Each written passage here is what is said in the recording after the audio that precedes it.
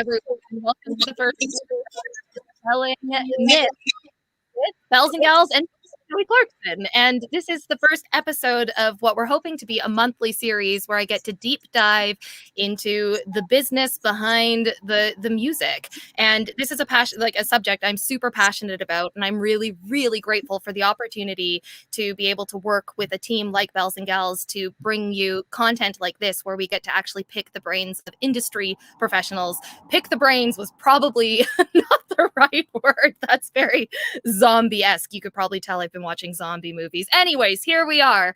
We're here with Bells and Gals. We're at episode 1, and today we're diving straight into awards ceremonies so we can get to know what happens behind the scenes of an awards ceremony, how people are nominated, what the voting process is like, and how you can better prepare yourself to be in a place where you might be nominated for an award in the future. So let's jump into this. We've got the team here from Bells and Gals. We've got Nick. We're going to start with you if that's okay, because I would love to quickly go over what Bells and Gals is, why you started it, because I think it's really important. So can you tell us a bit about Bells and Gals?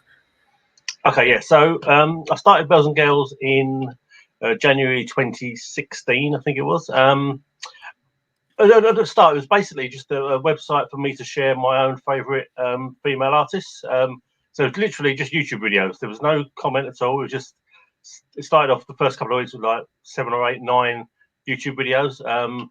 And then I had a couple of UK artists contact me and ask me if they could feature their video on the site. And I was like, yeah, sure. And I quickly realised it was like a UK scene. On the back of that, I started realising that maybe people wanted to do reviews and interviews. So I did a couple of those, all within the first couple of months. And I quickly realised what it could become. Started thinking about maybe I could do live gigs as well. So all of a sudden, within like 2 or 3 months, I'd realised that could be this much bigger thing. So we did our first live gig almost a year to the day after starting. Actually, that was in Liverpool, and it's kind of we brought on a first team member in Astrid, who I'm sure everyone knows. I love Astrid. Months afterwards, and she really helps. And literally over the 5 years, we just brought in kind of team members who we thought were a great fit for the site, and I've got a great team around me now.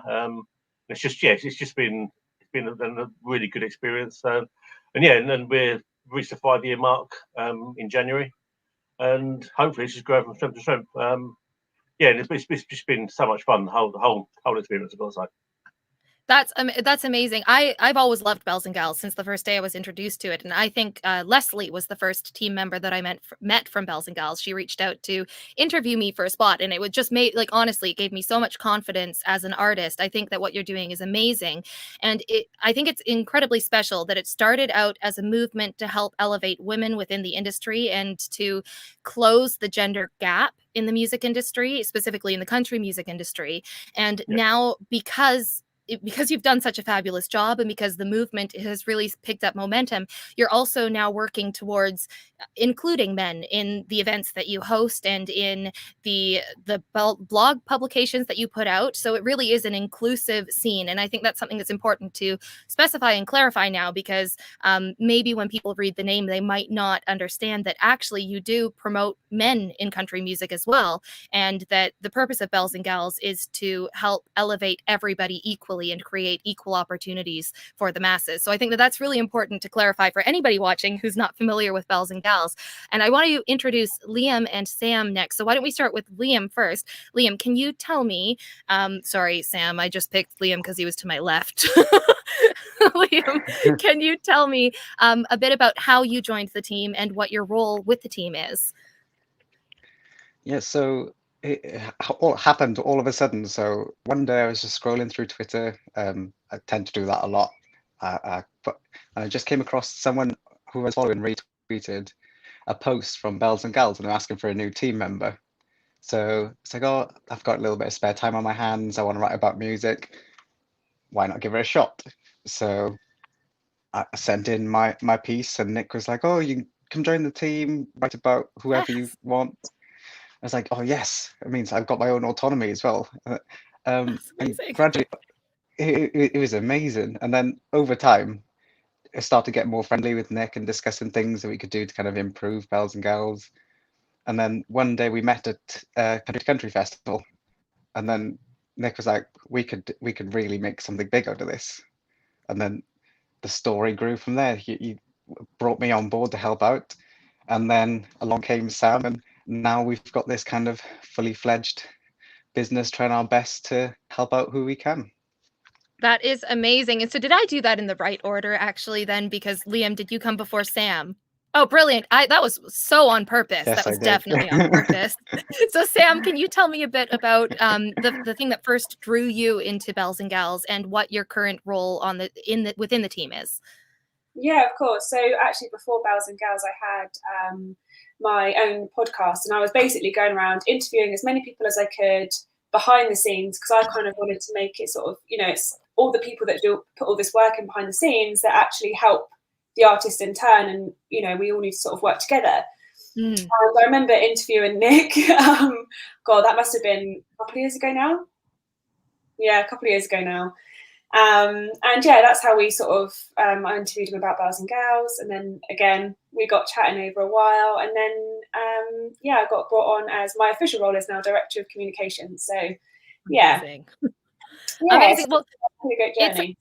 It's great. It's honestly, it's so lovely because you have such a wonderful core team, and everybody that I've spoken to within the team is just really open to speaking with anybody that wants to speak with them. And I think that, as Director of Communications, that's probably something that you get to do a lot. Would you say that you get a lot of emails coming through you on a regular basis? Yeah, so as a team, we get so many emails coming through. I think Liam is the absolute dog's body of the emails, and so we get an awful lot of emails coming through.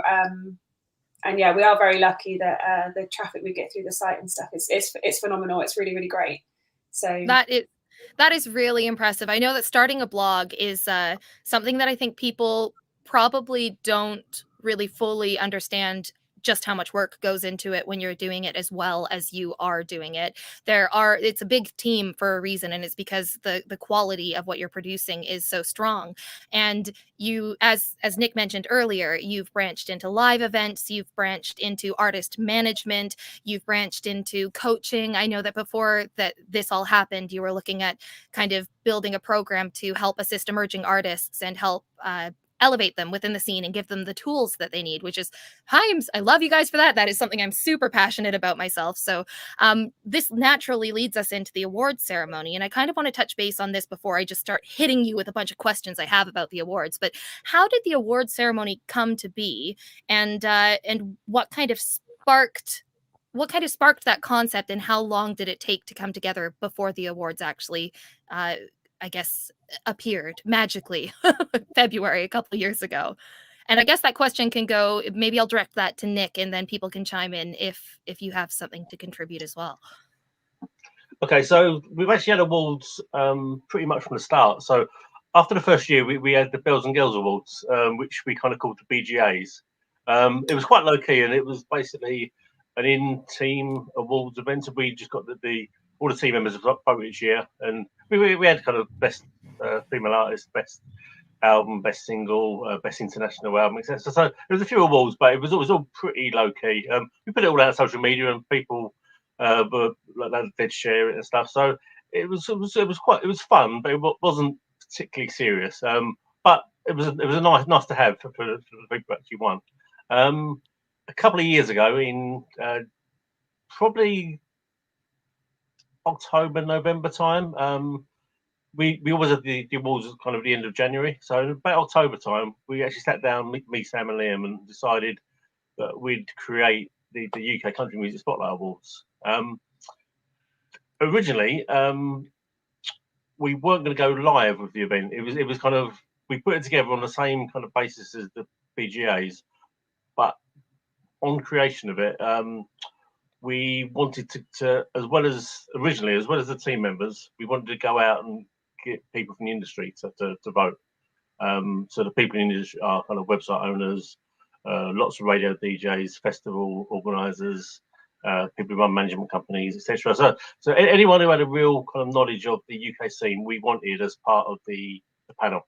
It was important that we got the best panel possible. So as they knew the scene, that they could vote with a knowledge of who are the best female artists, who are the best male artists, who wrote the best EP, the best album, etc.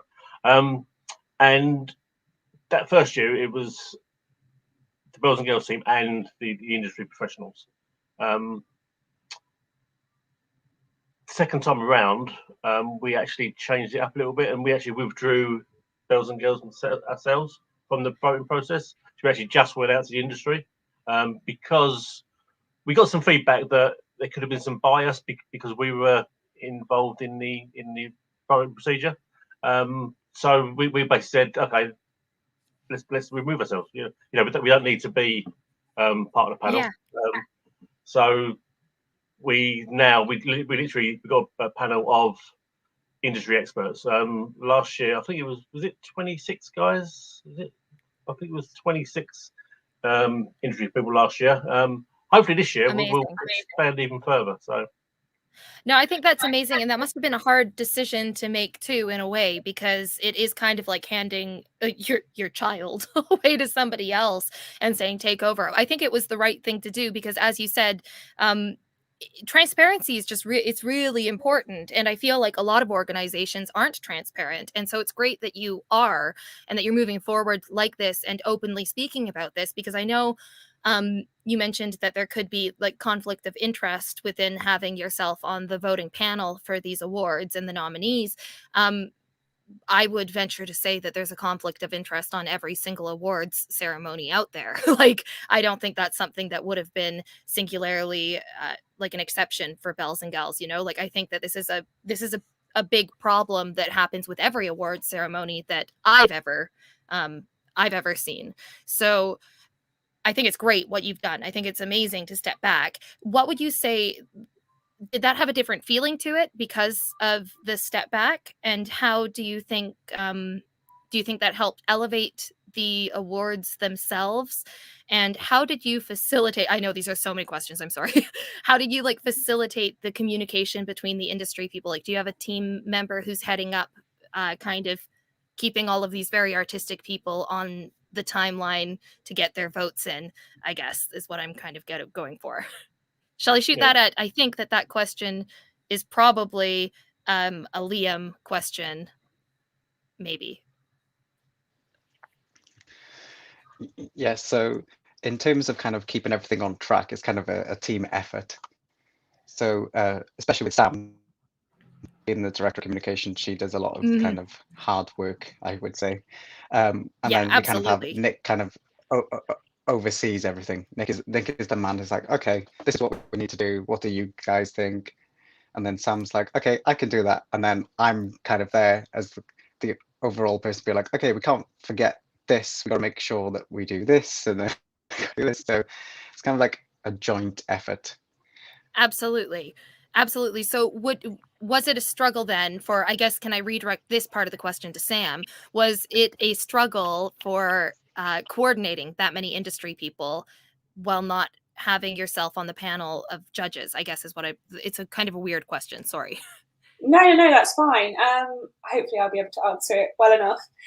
Basically, we have an application process. Like, if you want to be on the panel, you can drop us an email and obviously we'll look into it from there.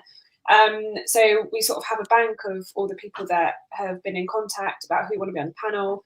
And ultimately, when we start organising, I mean, our first year, we just decided in October and it went out in February. We didn't have very long at all to turn it around, especially for a live event. I think we were pretty tight on our timescales, but obviously now we're in the swing of it. So we have our deadlines. We know when we need to start planning. We know when things need to end, so we'll set the deadlines quite early. So we give people plenty of time. We'll chase everybody up. We'll keep in contact with everybody. And yeah, ultimately, it's just, to be honest, we've not really had, everybody's been pretty brilliant. So on that front, it's been absolutely great. It runs pretty smoothly. So yeah, we kind of, right from the get-go, we'll outline our timeline so everybody sort of knows what to expect, because obviously it's not just a simple there's an award and there's people at the end of it. So much goes on between the beginning and the end. So I was hoping we could elaborate on that as well, because I know there's got to be many different stages of how artists are nominated through to like how they make it to the next level. Like how many steps are in between, you know, getting nominated and then who wins the award? Like, can you walk me through the process of those steps? Yeah, absolutely. So obviously we start arranging the awards. And what we'll do is we don't send out a list of artists because we don't want to narrow it down, because there's always a chance that there's some artists that we haven't heard of yet. Obviously, we try and keep our radar wide, but you know, you can never be completely inclusive. So we don't send out a list of artists as such. We basically send out a list of criteria. So I've actually left it in front of me here so that I can help you run through it. So for example, for the next coming awards, the criteria for releasing music will be from the 1st of December 2020 through to the 30th of November 2021. So you have to have your release has to have gone out within that time period. So what happens is we put out, there's obviously criteria for each subsection. That gets sent out to everybody, and they have to vote in sort of a 1, 2, 3 fashion, and then the points are 3, 2, 1 respectively. So once that's done, obviously we have to sort of get everybody's votes in and count them all up and whatnot. Once that's done, we narrow it down to 4 nominees. So each category will then have 4 nominees. And then this is also something that we introduced in the last year because we felt it was a bit more thorough. So we then have a second round of voting. Really? So for those 4 nominees, again, it's exactly the same process, but obviously from a reduced list. And then obviously once that round of voting has been counted up, that's when we know who's where. I love that the process is a 3, 2, 1 with your first, second, and like with those choices. I think it's way more democratic than even our democratic system. It just gives way more weight to the choices, I think, and honesty behind who's winning, because I know that being on a judging panel for events in Canada, even like 10 15 years ago, it always confused me when I was voting why I got a first and second choice, but how it couldn't be how it wasn't ranked in order of like numbers so that you could actually do it in a fair way. I feel like the way you're approaching it is a very fair way to do it, because everybody will have their say in what they actually feel, and the person with the most amount of votes will move to the front of the line. So kudos to you for thinking that out. And honestly, that just adds a lot more time onto how to tally the votes and how to, as you said, now there's a second round of having to do a lot of adding and subtraction, and that's going to take up a lot more time. So how long does that take you? How long does it take the whole team? And how many can you walk me through your feelings? I'm sure it must take days. So how do you feel during those days, and how long does it take? I'll take that one, shall I? So to be honest, it's not that big a job because you've only got a panel of like 25, 30 people. It takes a few hours of work to you can put it all onto a spreadsheet and basically work it right that way. So the system we had was I initially tallied the votes for the first and second rounds, and then basically I kind of handed it over and I said, guys, can you double check? And it wasn't, we didn't just keep it in house either. So we had an official partner in Rachel Selleck. Amazing. I love Rachel. So she was involved as well. So we didn't want to just keep it completely bells and girls. We wanted kind of an outside party to verify that we were doing things right as well. So we probably do the same again this year. We probably have a third party again as an official partner. So yeah, the whole process it was hours, not days, but obviously it was two lots of votes. One of the most time consuming was literally kind of chasing up of emails, and you know you're waiting for emails to come in, and you know you got deadlines to set, and obviously if you haven't heard anything, then you're sending out your reminder to people, and but it's to be honest, most of the panel were great. They knew the deadlines and it come back on time, and it was great. So as long as we had a timeline, we were organised. We gave ourselves realistic kind of times. So you know, we had kind of a week to count the votes. We didn't say let's count the votes in one day and then let's get the nominations out. So it was all very spaced out. The first year was a bit more manic actually, because we organised it so late. The second year we had a lot more time, and it was a lot calmer. And to be honest, just touching on an earlier comment, the fact that we took ourselves out of the equation, it felt realer almost. Yeah. It's easy for us as a website. We have probably, there are some artists who maybe we feature more, maybe because we've got to know them more, who maybe they've played in their live gigs and stuff. So with us on the voting panel, there was a danger that we could tend to vote more for the artists we knew, or a lot of our team are kind of based kind of over in the Midlands or down south. So there could have been a natural tendency for us to vote for those artists more. Yeah. Taking ourselves out of the voting, it become a truly national vote, and one of our aims is to geographically to try and get a widespread. Yeah. And we're trying to get a kind of equal gender spread as well. So we're trying to get the best kind of panel possible that covers everyone. You can't, obviously, you are going to get one or two complaints that certain people in certain areas aren't getting looked after, but we're generally trying to. We want people in Scotland, we want people in Wales, we want people in Ireland, we want people in the north of England, we want people in the south of England. So if we get the bigger the panel becomes, the better the panel becomes, because obviously you're going to get a bigger spread of geographically. So I agree. I think that's very cool. I really, really do. And I think it's interesting. I'm sure this is another topic for another video, but I think it's really interesting what you're saying about spreading it out geographically. Because I think that's something that's going to be very a trend probably that we're going to see is after this past year and a half is over. I think we're going to see a lot of people moving back to their roots, or moving to places where they didn't necessarily think they could have a career because they thought that they would have to live in the city centers. Like, I know here in London is a big city center for country music. I know Manchester is quite prominent within the country music scene as well. Liverpool even, but I know that I think people are going to be moving away from the cities and realizing that they can be wherever they want. And that's kind of reflective of how your voting panel is going to be working as well. And I think that's very cool. While we're on the subject of voting, I did have a quick question about how artists can best prepare themselves to be in a position where they might be nominated for the awards. And I think that's a question that's probably on everybody's minds, and that I'm sure people would ask if they could. So I'm going to ask that question now, and I'm going to ask our lovely audience out there. I'm sorry I've been ignoring you. I've just been so excited. I'll do a better job of involving you in this process. Let us know in the comments where you're watching from. And if you have any questions about these award ceremonies for either Nick, Liam, or Sam, let us know, and I'll try and work them into the conversation when there's an appropriate time to do so. Thank you so much for joining us today. Let's get back to that question of how can artists best prepare themselves to be in a position where they might be nominated for an award.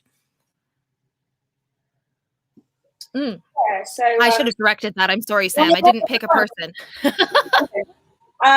So yeah, basically, I think ultimately, obviously, we've got a timeline where you need to put a release in. It's a pretty wide timeline, so you've got plenty of time. Even if you haven't released anything yet, you've still got to the 30th of November. Really, I think the best thing you can do is just get your name out there as much as you can. So, but you need to be putting stuff out that you really believe in. You need to be putting out the best music that you can. So, focus on your musicianship, focus on the production. And, I think that's something that can really make a big difference, is the production. Because if the production's good, you're going to ultimately get more airplay. You're going to get on the radio more. And, your lyricism, just push yourself as much as you absolutely can. And I think one of the things that's really important now is that obviously we have things like social media. You have the world at your fingertips. So engage with people, reach out to anybody who's got a review website, try and push yourself out there as much as you can. But ultimately, I think the people that will sort of be pushed to the top or get the most votes are probably those that focus on quality over quantity, I think is the main thing. Yeah. Just, take your time with it. You don't have to put out, hundreds of singles and stuff. If you put out one great one that you truly believe in, then it's going to serve you well. So I think that's great advice, even outside of the awards ceremony question. I think that's just great life advice for musicians out there. Quality over quantity is such a strong piece of advice, and a very good one. So thank you. That was a really great answer. While we're on this subject, I kind of want to flip this question around, and I guess without saying releasing a bunch of really poor quality music, is there anything else that that artists should avoid if they want to be nominated? Is there anything that they might be doing that might hinder their chances of receiving a nomination?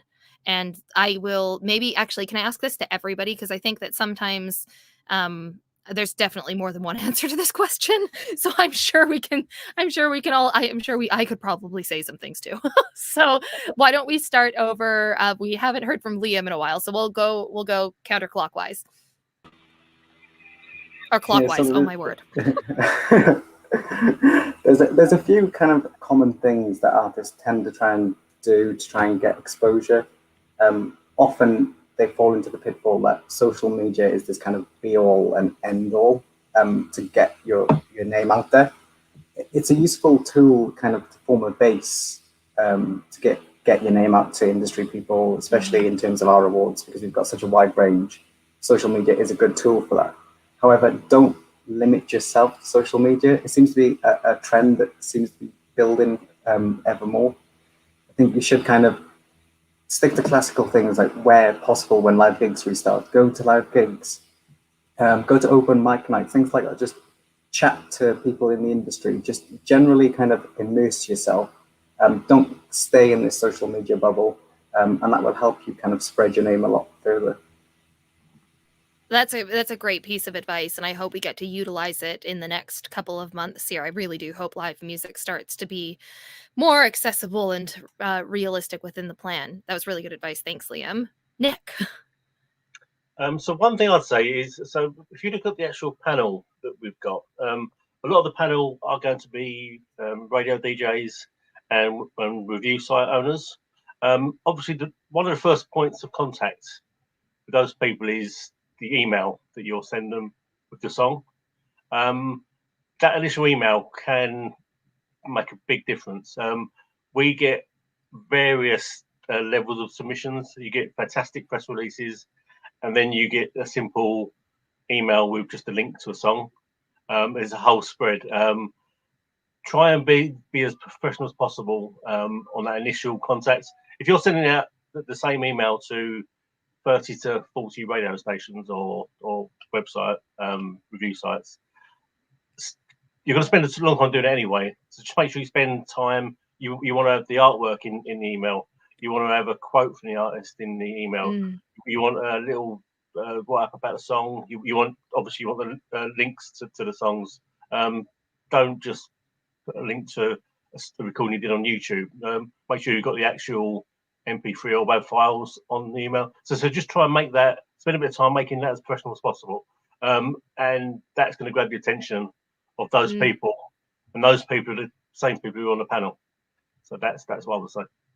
I think that is also really solid advice. You do, like, it is really unfortunate sometimes. I don't think people realize that a first impression is a huge thing, and sometimes I think artists forget just how long it takes to build a career, and rather than approaching with a positive first impression and a really graceful and grateful first impression, they try to be bigger than they are too soon without realizing that actually it takes years. It takes years. Like, you're going to be speaking to people for years, and you have to enjoy the process, and you have to be prepared to work for that. So that was really great advice too. Maybe in the future, we can have some PR specialists on the show. Maybe we can have a few different PR specialists and talk about the makes or breaks of how to formulate those emails, because it seems like a lot of work.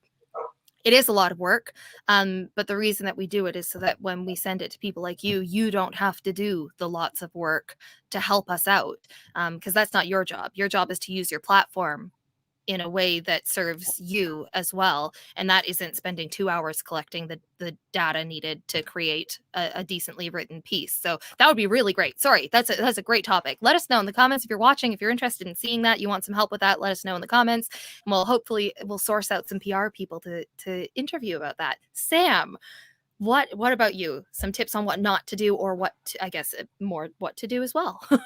Yeah, I guess in all honesty, it's kind of echoing what Liam and Nick have already said. Just conduct yourself professionally. Like if you're serious about it, that's your career. Treat it like you would a day job. You know, when you're in the office, there's a way to conduct yourself. Likewise, there should be as an artist. This is your job. This is your career. So that's both in performances. Turn up on time. Be there for sound check. Make a good impression, because it's not just your fans that you need to impress, it's everybody else around you. If you make a good name for yourself, if you're always on time, if you're polite, if you're doing a good job, people are going to talk about you and say they were a pleasure to work with. So yeah, that also is only ever going to do you favors. So, just conduct yourself as professionally as possible. And, like Nick was saying and like Liam was saying, and it doesn't take very long to sort of make things ever so slightly personal when you're sending out those emails. Yeah. Just change the name. Just change the name at the top. It'll make such a massive difference to somebody. And you'll be surprised at how that makes your name stick in somebody's head, because you've done a tiny touch, but it makes somebody feel like it was worthwhile for you to send that email. So yeah. Ultimately, just conduct yourself as professionally as possible. Absolutely. I feel like, were you reading my tweets this morning? Because I had a bit of a Twitter rant about this subject. Yeah. I feel like I just had a rant. I also realized, I'm sorry, the backdrop here is my sound booth, so you can see this really ugly mattress. I'm just going to close that. I had this looking really pretty before I started, so that I had a nice backdrop, and now it looked really bad. Sorry. I love your background. Your background looks great. Also, you can keep an aloe vera plant alive, so well done, because I've killed mine. This morning I was complaining bitterly on Twitter that a lot of musicians like to call music their career, which they should, but they don't want to treat it like their business, because they don't want it to be a business. And they will say frequently, the most common reoccurring thing I hear is, I just want to make art. And it's like, you can make art. That's great. Make art. There's nothing wrong with making art for art's sake, but making art doesn't entitle you to make money off of your art. Making a pizza doesn't mean you should make money from your pizza. You're going to have to market that pizza and sell it and hire somebody to clean the tables after. Like, you have to treat it like a business if you want it to be a business. And if you don't want it to be a business, that's fine too. But you have to be honest with yourself. And I think that comes back into everything that you were saying too. We just need to treat it more like a business and embrace the fact that that's what's going to help get us ahead, really, I think. Yeah, and I think the other thing is if you're struggling with any of those elements, obviously being an artist isn't just doing your music, not anymore. Mm-hmm. You have to sort of, like you say, it's a business, so it's more than just that.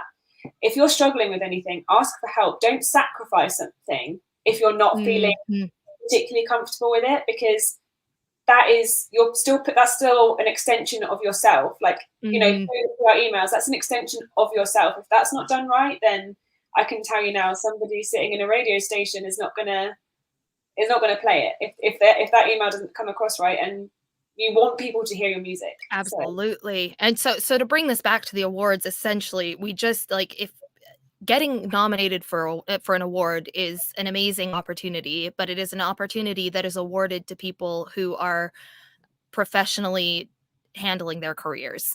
And so the best way to put our best feet forward and have consideration for these nominations would be to put ourselves in a position where we treat our music the way that it needs to be treated, which is like a business, professionally, show up on time, put out quality work rather than quantity, and just be yourself. Like, be kind and treat people with respect. Like, I guess, like, I think it's probably goes without saying that if anybody, like, it's not going to help musicians, if they walk up and they say, I want to be nominated for this award, that might bite you in the behind. Am I correct in saying that? Yeah, I don't think that's necessarily going to do anyone any favors. And I think, yeah, literally, like you just said, unfortunately, it can't just be a case of this is a great song, we're done. It's not. It's everything. There's so much that goes on behind every single category. Every single person that's nominated is nominated for a lot of work, and it's more than just, it's more than just a good song, Absolutely. I wish it could just be like, yeah, this is good, this is cool, but it's so much more than that. So yeah, ultimately just keep on top form, I guess. Keep on top form, get outside of the social media bubble and actually treat your music career like a business. I love it. I'm so passionate about that. I really am. And that's coming from somebody who needs to do a lot more work on treating their music like an actual business. Like I am passionate about this, but I am not without my faults of what I do. Like I know I make a lot of mistakes and there is constant growth. And I think that's part of being an artist, is being aware of the fact that you're never perfect and you can always improve something. You're not above making mistakes either. I'm speaking to myself right now, not to everybody else. Let's round this back to the awards because we've got a little bit more time left, and I want to talk a bit about the live aspect of the awards because that's a very important part of it. And I know that the first year, it was very different from the second year because the second year I got to host one of the events, and the second year was all online, obviously, because of the pandemic. So can we talk a bit about, this will be directed at Nick, because I know that you're handling the venue and that kind of side of things. Can you talk about why the live music setting and having live music at the awards is an important part of the ceremony? Yeah, so when we decided to go with the live awards, it was actually quite a last minute decision the first year, but we wanted we didn't want an awards kind of that followed the trend of other awards. We didn't want a sit down meal. What we wanted was music fans, so we wanted to get as many people into a venue as possible. Obviously, that sounds a bit weird in these post pandemic times, but we had a packed venue.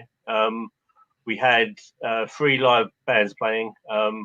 It was a fantastic night. So the awards kind of took place between the music, so it was all for us. It was to make it all about the music, but give out gongs during the night as well. So we want to make it a fans event.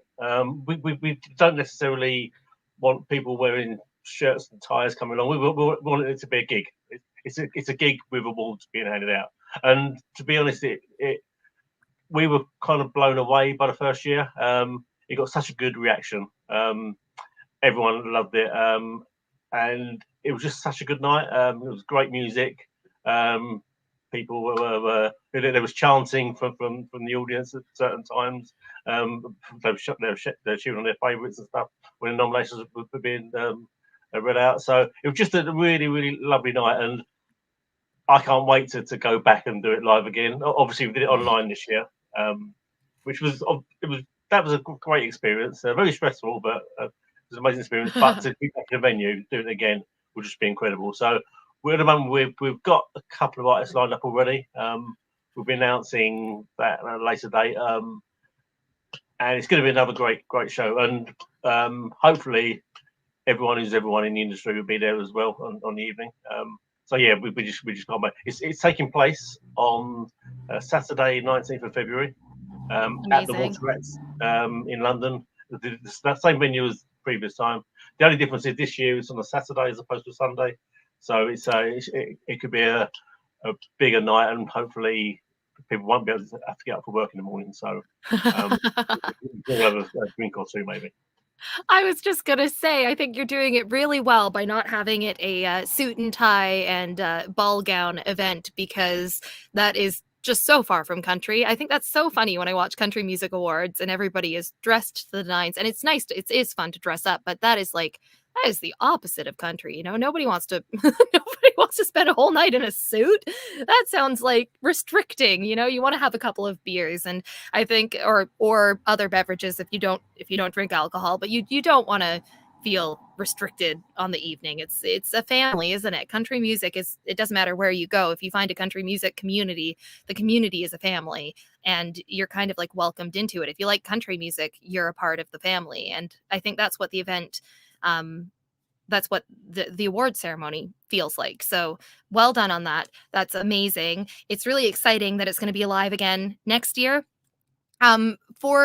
For choosing the artists who perform, I know we're going to have questions out there from our audience. How are the artists who perform on the evening chosen for the opportunity? And I don't know who to direct this question to, so I might just let somebody raise their hand, whoever wants to take this really hard question. Really. Ooh, Nick. So in choosing the artists, we're trying to get. We obviously see the nominations and we see which artists are. So on the first year, we had some of the votes coming in, and because we did it so late, we knew who some of the most popular artists were. So we went down and chased the artists that the votes basically dictated. So that worked perfectly the first year because we had two of the big winners of the night performing live for us. Amazing. That worked. Yeah, it was actually perfect. This time around, obviously, we have to kind of make a decision in advance, and so we can't obviously guarantee there'll be any winners or anything. But we're just looking at who the industry is telling us are the key artists, and we're trying to get the best lineup that we can for the evening. So it'll be a different lineup to last time. We won't have the same acts come back. We'll have some new acts come in. But yeah, we can probably say now it'll be an exciting night, and we're excited to announce who we're going to have playing live at the time. So That's really exciting. So again, I guess the tips, we don't have to ask for tips on how you can stand out, because if the industry is pointing to who's performing, then your best bet at getting a chance at performing would be to present yourself in a professional way and to continue making your art and making it to the best of your capability. So I know that lots of people probably don't want to hear that, because people want to hear, if we're being honest, they want to hear like a hack. They want to hear, oh, if you do this, you'll get this. But that's just not how it works anywhere. It just doesn't work anywhere like that. So thank you for the transparency on that. That's very cool. I am looking at my notes here, and I think we've covered everything that I wanted to cover in this episode. Is there anything that you would like to leave the audience with today about the awards, or about what Bells and Gals is doing within the community with the awards?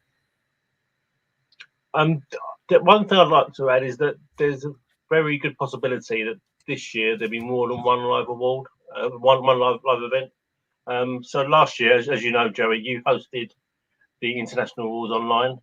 So Yeah. there may be a smaller secondary event where maybe we announce the international awards live. It'd probably be the same week. It'd be in London probably as well.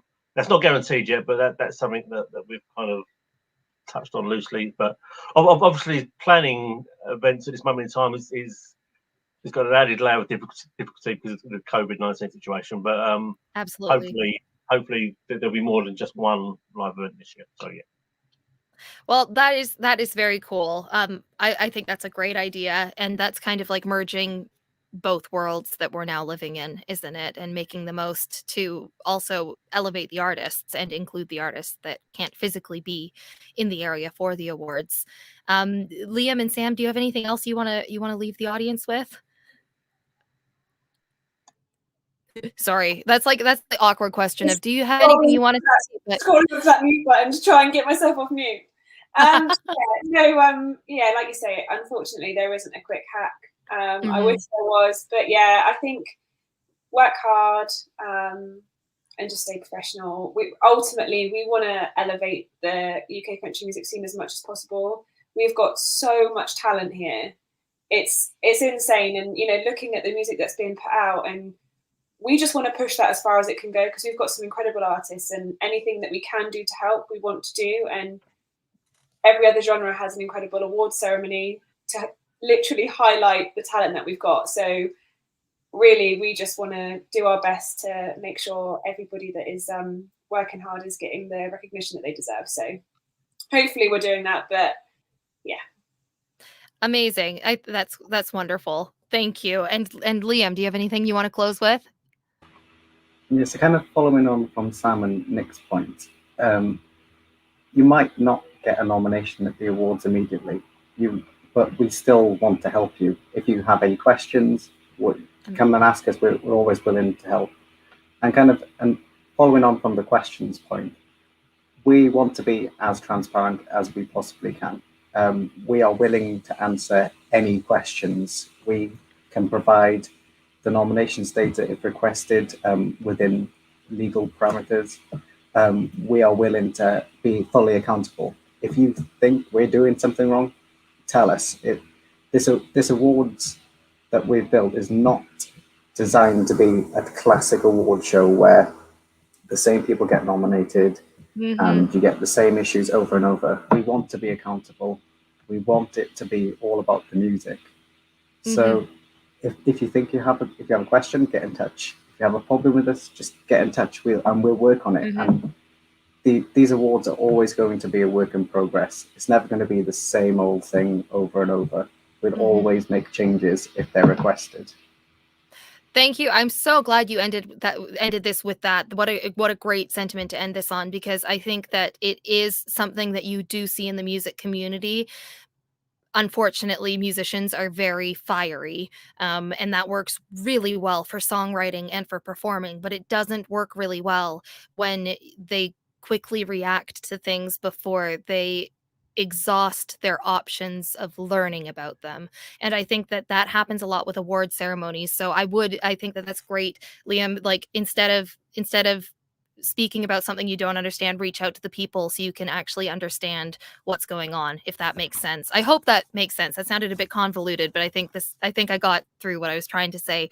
I would love to end this episode on thanking you three for this opportunity to interview you, to have this series hosted with Bells and Gals. I'm really excited to be able to facilitate this for other singer-songwriters, up-and-coming artists, and to have the opportunity to interview people like yourself within the musical community who are experts within their profession. So thank you so much for that.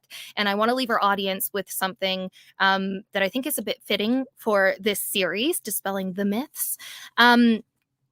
I think a lot of these episodes are going to be based around, the whole purpose of them is to help you build your career within the industry and make healthy and positive choices for your music career. And that's the whole point of Dispelling the Myths. And so a large portion of this series is going to be learning how to navigate the music business and how to properly behave within the music business.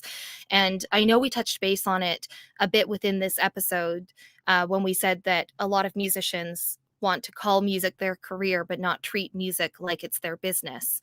And I wanted to share a quick story because I think there's hope for you if you're the kind of person sitting out there going, I absolutely hate doing any of the admin work, the marketing. Like, I hate social media, I hate admin, I hate marketing. I just want to make my music, I just want to release my music, and I want to not suffer while I'm doing it. I mean, your feelings are valid, we all do want that, but you are going to have to put some legwork in, and I think this story might help you. My husband, Peter Dixon, is a fine artist. He paints. That's what he is passionate about, and he has never understood social media. He hates social media with a passion until he posted to social media with his art one day with the proper copywriting, and he made 3 sales. And now he's more obsessed with social media than I am, and that is hard to do from my business marketing perspective with music. So if he can fall in love with learning how to run his business as a business, when his business is the truest form of, I just want to paint and that's all I want to do, I think that there's hope for you out there too. It's not a matter of you disliking it. I think it's just a matter of it being foreign, scary, not working for you yet, and maybe being something that you don't fully understand yet. And because of that, maybe that's why you have reservations. So hopefully Dispelling the Myths is going to help you fix that. We can get excited about it together. We can ask questions to industry professionals, and we can conquer the music world together.